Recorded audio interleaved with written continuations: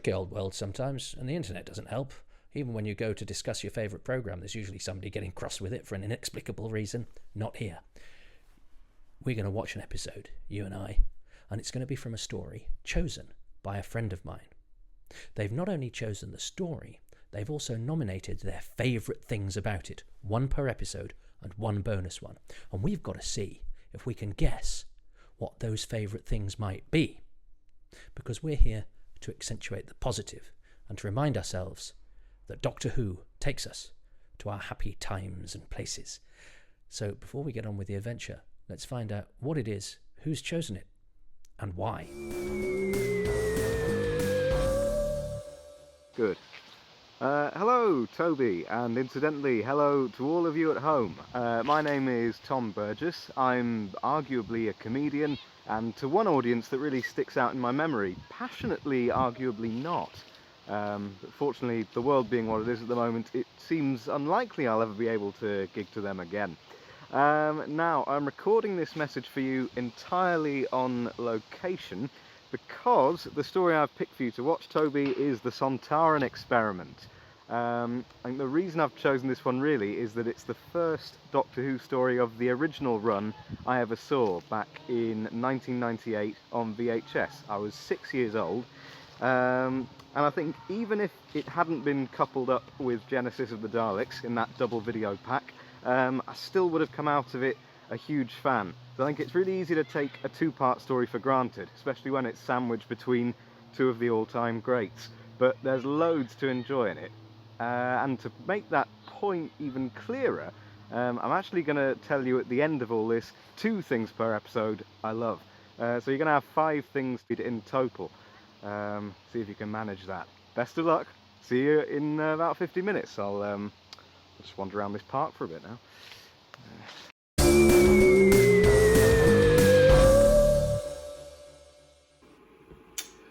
Well, welcome everybody. I hope you're okay. I'm staying up at a ridiculous hour to watch the Sontaran Experiment.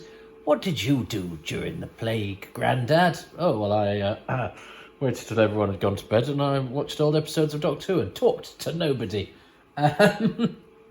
So if you're out there, thank you for being there. Nice to be with you. Welcome to my home. I have got up, and I hope you have too, the Sontaran Experiment. Mine is all on Blu-ray, and I'm going to press play or enter or play all or select or whatever it is. I'm doing play all now.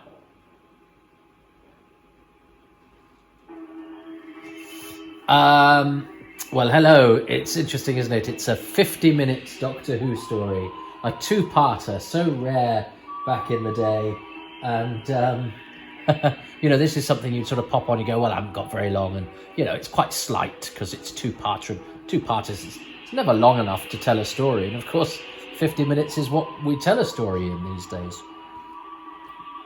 And, of course, yes, there's no such thing as a story arc back in the day, and this is a literal story arc. It started in the arc in space, and it goes on to here, and then, you know, the whole setup of Genesis has a ramification for the fact that they're not travelling in the TARDIS. It's an odd thing, actually, Tom Baker's first season, because we think of the Hinchcliffe era breaking new ground. Producer Philip Hinchcliffe comes in and makes the show more muscular. That's a nice word that he uses. The Doctor bends his knees as he lands. But actually, this first season, one, it's got the very unusual thing of most of it takes place around the travel to and from the Ark in space. But also, it's largely old writers. John Le Carrotti was originally to write the Ark in space. This is Bob Baker and Dave Martin, who've written for the Pertwee era quite a lot. Terry Nation writes the next story. Jerry Davis the next. And major surgery was required, so I wonder if that's what, when Philip Hinchcliffe, when he was left to his own devices, never called upon the likes of Jerry Davis. Terry Nation has a go, doesn't it? Android Invasion. And Bob Baker and Dave Martin. But it's just, this feels like they're sort of trying to recapture, get some of the 60s back, which I don't really think of in this era. I love this opening. All of the rapport between the fact that she's got a thorn in her bottom. There's very few references to bottoms in Doctor Who. Only in My Dignity. She is so good. When I was young, I have elder brothers and sisters. Sarah was dismissed by them as, she just screams. She was before my time. My earliest memories, sort of Leela, really. And she's such good value. The thorn in her bottom, the covering of her face with the hat. She can even pull off a yellow cagoule. I love these three. I think Ian Marter has a tricky job. I think Harry is sometimes written as a buffoon, and I think he's sometimes got lines that are quite difficult to pull off. But I remember when I was reading about Harry Sullivan, I thought he was a sort of tough guy and not the sort of posh sailor. But he does it very well because he's so charming. And Tom Baker's arrived. I mean, he's not been playing the Doctor very long at all. And he's so good. He inhabits it already. There's nobody like him, is there? He was my first Doctor. And I think it's easy to take him for granted, but he is Doctor Who. that grin. All the business that he does. And this is directed by Rodney Bennett, who knew Dartmoor. He wrote books about Dartmoor. So I think he was at home here. I mean, obviously, if we did this now, it would be more of a... Would it be more of a... Yeah, I think you'd have fun with monuments and bits of buildings sticking out of the ground. Whereas this just sort of reminds me of, the Yorkshire Moors or whatever. I love it. Yeah, I love that musical motif. The blah, blah, blah, blah, blah. And it's unusual, isn't it? Because it looks lovely. Although I do wonder. I like a bit of film. I always felt the Doctor Who looked a bit more grown up and expensive, which as a child was the two things I wanted it to be when it was on film. Videotape is slightly less forgiving, but although this actually looks really nice, and that point of view shot of the Doctor's quite, he's being observed. And that rattly music is great, isn't it? And he's in the Terry Walsh is there now. That's interesting because sometimes I think 70s hair doesn't help Doctor Who, but actually the fact that these guys have been there for because if you think about Kenton Moore, Noah in The Ark in Space, he's got tidy 70s hair. I don't think that's dated particularly well, but these guys, because they've got the long 70s hair, because it's unkempt and because they've allowed their beards to grow a bit, the 70s hair thing, I think it doesn't look like 70s hair. It looks like guys who've been stranded on a planet for ages. So isn't that funny that within the space of one story, 70s hair, which I think in Ark in Space is a bit of a disadvantage here, I think is really helpful.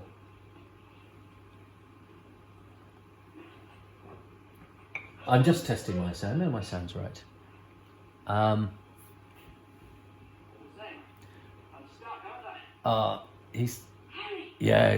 of the trap and the mystery. It's quite a straightforward story, although it's a very interesting story. But and of course I have to be thinking about what my lovely Tom Burgess has decided is the best two things about this. We're doing 2 per episode because it's a 50-minute. It's the equivalent of a modern series episode. I won't be including the android in my favourite things. It's a funny choice, isn't it? That's a great shot, though. It's a funny choice to have something sort of on spindly legs, to be a sort of all-terrain creature. You see, if you're played by Terry Walsh, you are going to end up falling off something. sooner rather than later, and in this case, sort of sooner. But I do like a stunt. Always adds a bit of drama. He's landed very well. He's dead. Zeke. But yeah, the sort of tea trolley, the bewhiskered tea trolley of the android. He's killed Zeke. Are you saying you only noticed Zeke at that point? Doesn't matter.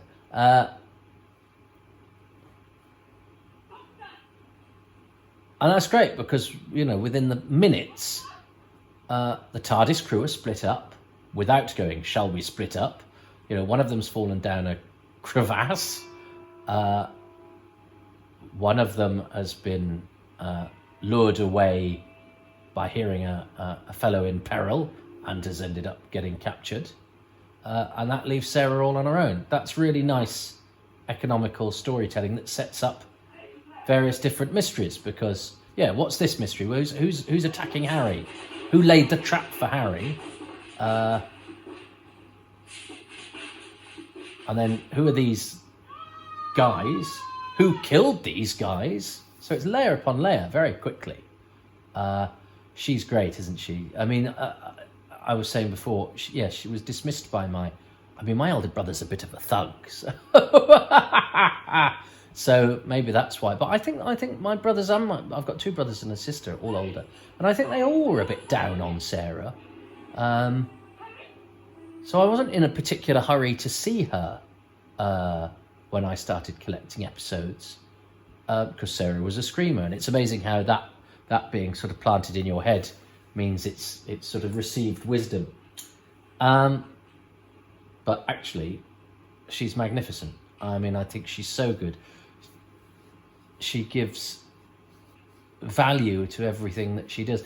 And in these days where you cutting and editing, a lot of cutting was done, particularly in studio, was done sort of as live. It was vision mixed. Whereas when you shoot on film, you can choose every sort of nanosecond. Actors that sort of keep things interesting were gold dust, and she's one of those. She's always thinking about how to add character to the action, which helps to sell the action or helps to bring something different to the action. And I think she's very inventive. I quite like that they threaten him with a smoking stick.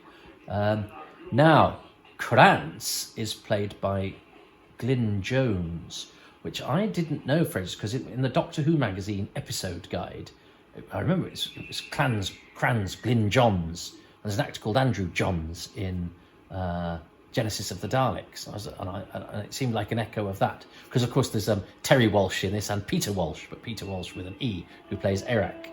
So it's like sort of funny echoes. But Glyn, I thought, is it Glyn Johns? And of course it's not, it's Glyn Jones. Now that, of course, is very different because Glyn Jones, I knew the guy who wrote the Space Museum was actor-writer Glyn Jones, and suddenly, so the guy who plays Kranz in this wrote the Space Museum, so he becomes one of that small but illustrious bevy of people who have written for and acted in Doctor Who. Take a bow, Victor Pemberton. Take a bow, Mark Gatiss. Take a bow, Toby Whithouse. And what I love is that Glyn Jones came to the show for both jobs completely independently. He's writing in the 60s, come over from South Africa, and wrote the Space Museum.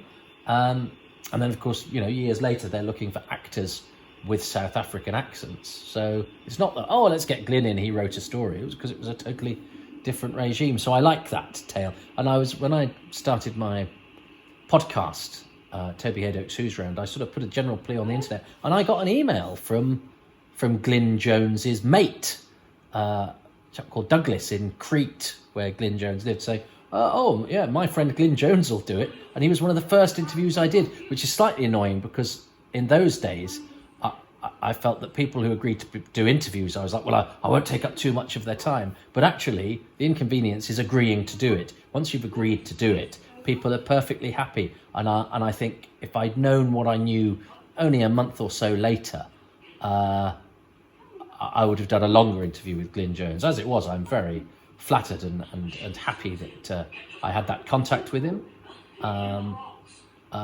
I was slightly unprepared because I'd set up the Skype call early and I was just doing a test, and I think he'd noticed that I was on Skype, so he called, and it was an hour earlier, so it was about 6 o'clock in the morning where I was, and I'd not had time to sort of settle in. But anyway, it is what it is. It was one of the first interviews I did for my podcast, so have a listen to that. It's on the Big Finish website, and he was a lovely fellow, and he sent me a copy of his Space Museum script afterwards, where Vicky is called Tanny. I mean, amazing. So yeah, and I think he felt that his costume, because he was so cold, apparently, he feels he looked. That's where the advert was, because I first watched this from Super Channel, and there was an advert there, you know where the Doctor is, and whoever had recorded the copy that I got hadn't pressed unpressed pause until Verrill comes in here. So there's bits of the action here, that bit with Eric pulling the Doctor's hair that I didn't see for about until relatively recently, I don't think, because my video copy from Super Channel had that bit of the action missing. They look great, these guys. You know, I buy them as stranded astronauts. I love the South African accents. I used to sort of mimic this, and Donald Douglas, who's not South African, playing Verrill, is a very good actor, but also he does the South African thing very well. The others are all Glyn Jones is South African. Terry Walsh doesn't have any lines. Peter Walsh, who plays Eric, I think was brought up in South Africa. He's still about. He's a businessman. You can find him online giving talks about, I can't remember what his business is now, but about selling your business. And his son, Peter Walsh, who plays Eric, his son worked on the crew of the shoot where Jodie Whittaker was revealed as the Doctor, you know, that they showed through Wimbledon with her feet, and you know, the reveal of the 13th Doctor reveal. He was on the crew of that. And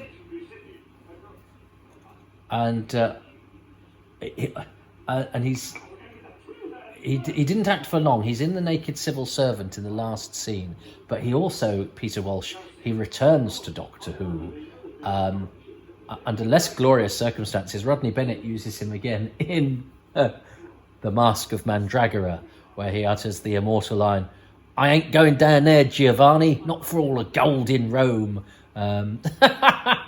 It's just very funny. But I like this South African crew, and I think using everybody having the same accent to suggest, because where everything's, you know, a lot of telly is RP at this time, unless you've got a job that involves getting your hands dirty, in which case you can be northern, or unless you're a bit of a wide boy when you can be a cockney.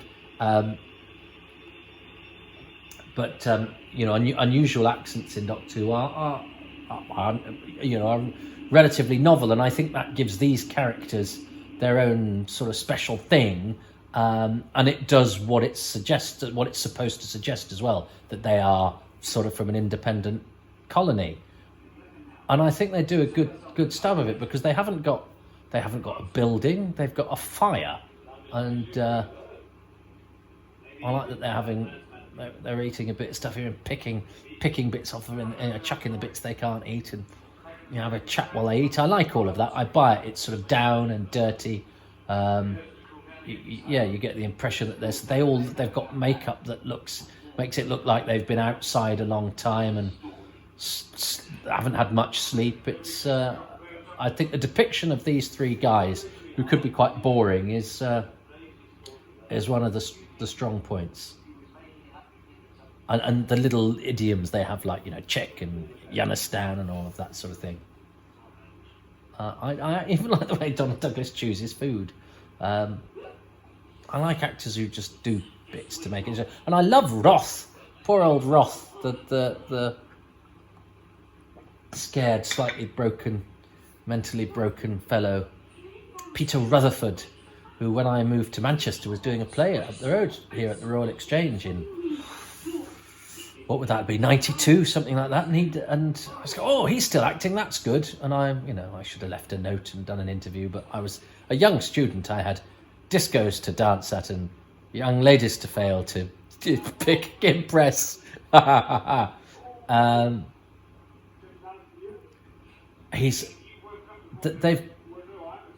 They've bought into the Doctor's sort of obtuseness in the writing and what they give Tom Baker to do really early. All of this stuff about I love clocks is gloriously obtuse. And the timing when he adds to the cuckoo clocks, that's great.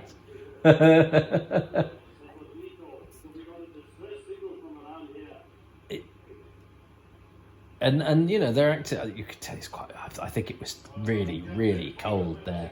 That's what Glyn Jones said. Anyway, Glyn Johns, I'm doing it now. Yeah. Terry Walsh, Peter Walsh, and that happens sometimes quite a lot. I remember in the Hartnell era, there's William Hartnell, Stephen Dartnell, William Hartnell, William Russell, William Hartnell, William Hartnell, Stephen Dartnell, William Russell. There's a sort of. It's like they've only got a certain amount of letters to go round. Which I wonder if you'd be allowed a machete. They've got a machete. And of course, it's called the Sontaran Experiment. It's only a two-parter, but we don't. Yeah, we created an empire. Yeah, I buy that. Yeah, and that's a nice contrast to the sort of sterility of and the formal language of everybody in the Ark in space.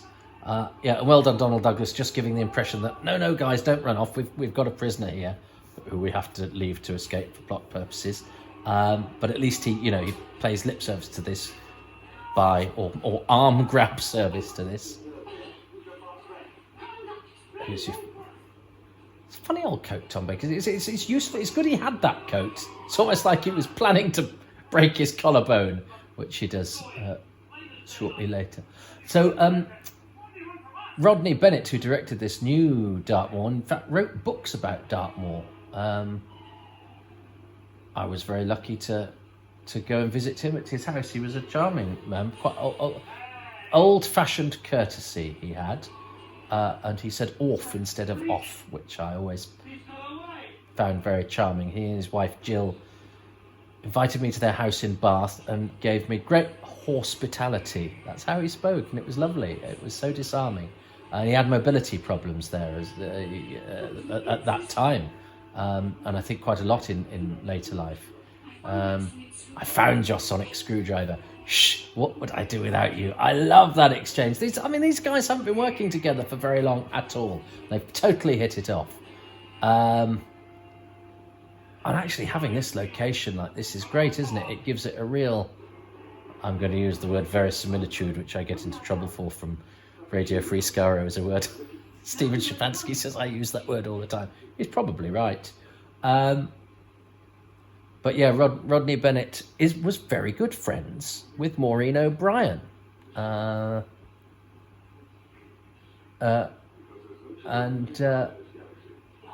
This is directed this and Ark in Space. And Mascom and Dragarin was a sort of...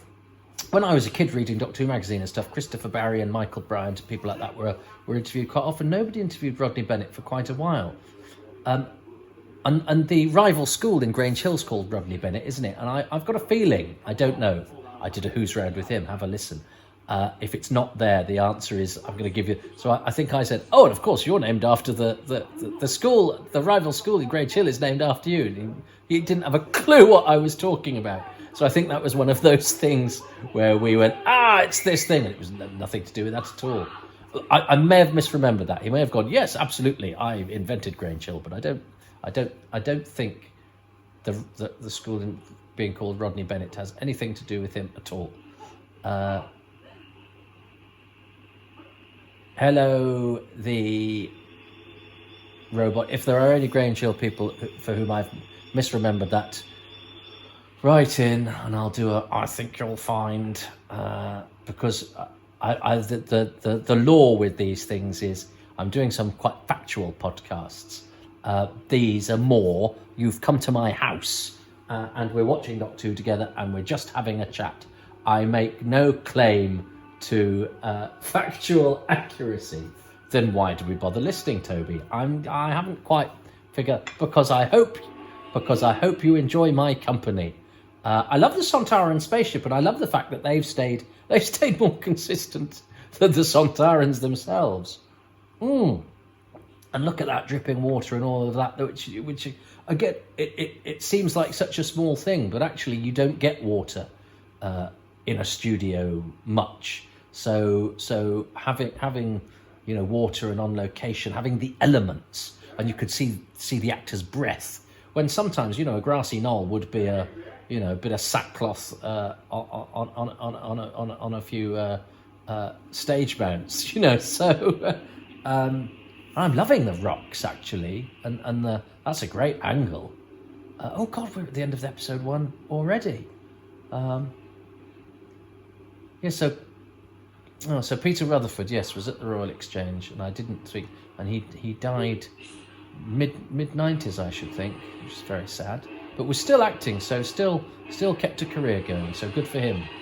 And here's Lynx, not Lynx, it's Styre, but she thinks it's Lynx because the beautiful thing about the Sontarans is that they are clone creatures, so you can reuse the assets in order to save money.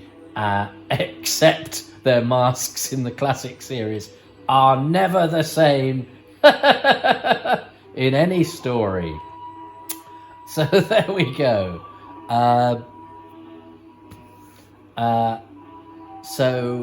Right, I haven't named 2 things yet.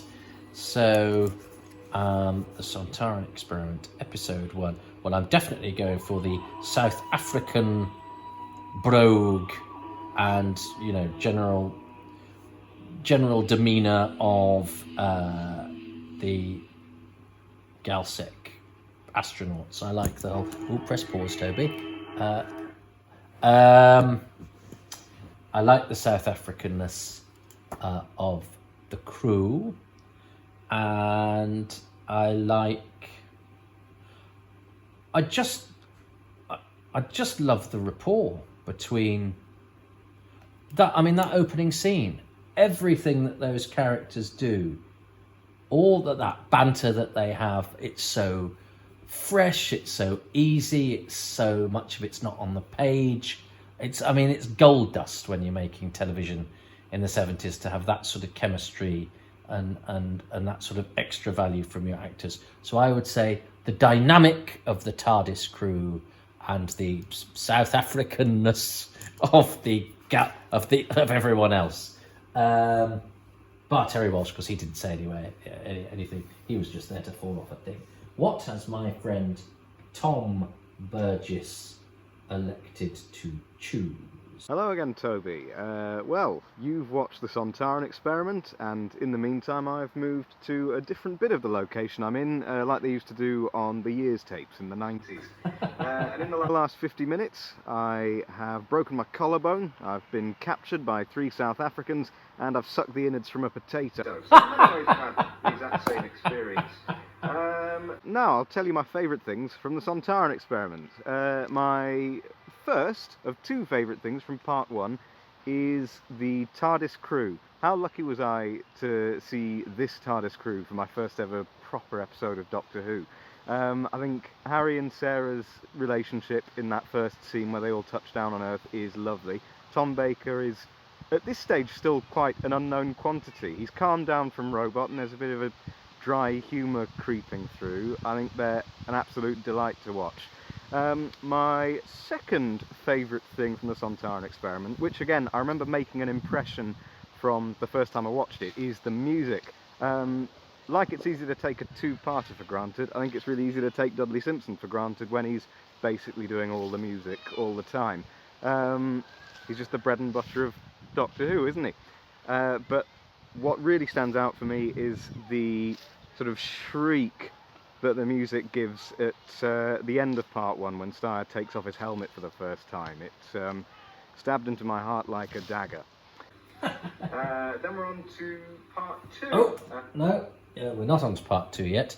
I'm going to go on to part 2, but that will be in a separate broadcast. So, Tom chose the TARDIS crew, and Dudley Simpson, and I like, I mentioned but I didn't choose it as one of my favourite things, which means I can't choose it next time. So, we're even Stevens, because I chose one of his and not the other. Oh, he's good value, is Tom, isn't he? He's good value. Well, there we have it. Honours are even at the end of episode 1. You can join me for episode 2 whenever you like. That's the beauty of the internet and this sort of thing. But that's the end of episode 1 of the Sontaran Experiment, and I will see you next time we rejoin the action on the blasted heath of Trafalgar Square. Ta-ta. And if any of your viewers at home would like to see anything else I have to offer, please do look up Peter Fleming on Twitter. He is my comedy character. He is an entirely fictional, retired BBC children's pioneer whose classic shows like Professor Zaney's Mad Laboratory and Nicholas the Mischievous Cupboard have all sadly been wiped from the archives, presumably by mistake, and he's determined to find any copies again. Basically, if you're watching this, you'll probably like it, unless, as I've referenced before, if you live in Derbyshire. But statistically, that seems unlikely. Well, thank you very much. It's been lovely to speak to you, Toby. Bye-bye!